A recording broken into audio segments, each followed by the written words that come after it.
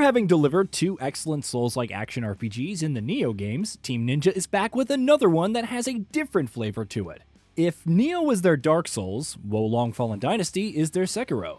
And yes, that means it's an even more challenging game than the studio's last 2 efforts. Mechanically, it's a dense game with a lot going on, so here, we're going to be going over a few basic pointers that you should keep in mind as you dive into its offerings. Morale Rank. The morale ranking system is one of Wo Long's most crucial systems, and one that you'll want to keep your eye on constantly. Essentially, the higher your morale rank as compared to the enemies you're facing, the greater damage you'll deal to them, and vice versa. So if you find yourself facing a particularly challenging foe, it might be a good idea to grind out earlier enemies and raising your morale rank to make the fight a little easier. As such, it's a good idea to prioritize landing fatal strikes. More on this in a bit. Martial arts attacks and spirit attacks, since that's what's increasing your morale rank. On the other hand, taking on enemies that have a higher rank than yours also has its own advantages, because the higher their morale rank as compared to yours, the better your rewards will be. Deflect. That's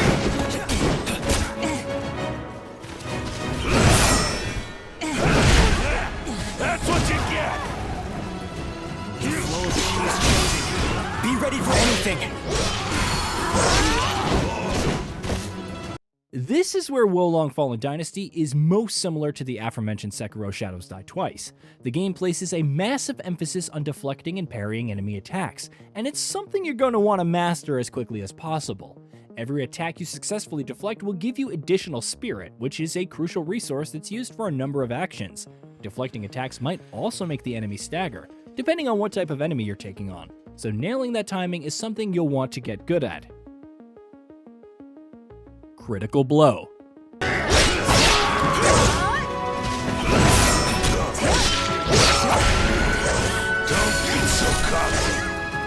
There are several ways to get your morale rank up in Wo Long Fallen Dynasty, but at the same time, there are also others that can knock it down.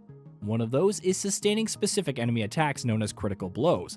As the name suggests, there are high-powered attacks that you can only guard against in one way, by perfectly timing a deflect right as the attack is about to hit you. Get that parry right, and not only do you avoid having your morale rank knocked down, you also get to deal a high damage counterattack of your own in response. Fatal Strike. One of the best and most effective ways of increasing your morale rank and of defeating enemies is by dealing a Fatal Strike, which is essentially a finisher. And again, this is a system that's very similar to what Sekiro players might remember. There's multiple ways to do this. The easiest way is to sneak up on an enemy that isn't aware of your presence and deal an instant killing blow. In combat, meanwhile, you'll need to completely deplete an enemy's spirit gauge to stagger them to be able to trigger a Fatal Strike. You will need spirit for every Fatal Strike, so keep that in mind. Part Destruction. The demons you take on in combat in Wo Long Fallen Dynasty will often have specific body parts with unique attacks and attributes of their own that will pose a major threat to you. So how do you deal with that? Well, you just destroy that part, Monster Hunter style. You can destroy specific body parts of these demons either by attacking them or by deflecting critical blows from those specific parts. Once that part is destroyed, not only will the enemy no longer be able to use it for critical blows, their max spirit will also be depleted. Battle Flags.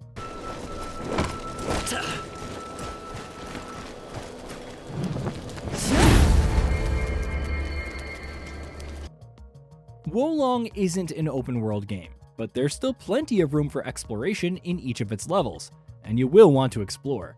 There's plenty of useful things to find, and flags are chief among them. There's a number of both battle flags and marking flags scattered throughout every level, and finding these is how you increase your fortitude rank. What exactly is that? Well, in a nutshell, it's the lower limit for your morale rank, which means no matter what, your morale rank will never go below your current fortitude rank. As you might imagine, that can come incredibly handy. So make sure you're always keeping an eye out for flags. Don't overuse Spirit. Spirit is used for a variety of actions, most of which allow you to deal heavy damage to enemies. But though a healthy Spirit gauge does give you an upper hand in a lot of combat situations, you're going to want to keep an eye on it to make sure that you don't overuse it. Your Spirit gauge can actually go negative, and once you're in that state, you become incredibly vulnerable. to the point where even a single attack can completely wipe you out. So make sure you don't spam Spirit Attack, choose your moments, and use them wisely. Alliances. Forgive my rudeness earlier. A malicious soldier, are you? If so, would you kindly lend your courage to me? Wolong's alliance system allows you to use items known as Tiger Seals to summon AI-controlled companion characters to fight by your side, and it's more useful than you think. For starters, as you might imagine, it's more than a little helpful to have a companion warrior or two by your side as you're taking on enemies, both difficult and otherwise. More importantly though, the more enemies you defeat with these allies by your side, the higher their oath level will go, which in turn will make them even more effective. In fact, if you can get them up to oath level 10, you'll also be rewarded with the gear that they have equipped. Also remember that you can use the Encourage action, which costs spirit, to get your allies to perform useful actions in combat, which will vary based on the individual attributes like their phase affinity. Oh, and speaking of gear, equipment. Wolong goes heavy on gear, in that you'll constantly be bombarded with new equipment and loot. It's a good idea to not get too attached to any specific gear, because it's rarely ever going to stay part of your build for too long. Something else you'll want to keep in mind is how much the gear you have equipped weighs, because if its weight ratio exceeds 70%, you will incur penalties, like dodging becomes less effective. At the same time, if your equipment weight ratio is low, deflecting and martial arts attacks will cost less spirit. Nullifying elemental attacks. Enemies in Wolong will often try to hit you with the elemental attacks, which, as you might imagine, can deal some pretty nasty damage. Thankfully, there are ways to nullify this threat, like wizardry spells, for instance. The basic principle here is pretty easy to understand. You just look at the elemental phase of an enemy's attack, and you counteract it by using a wizardry spell of the opposite phase. So if an enemy has used a fire phase attack, you can counteract it by using a water phase wizardry spell.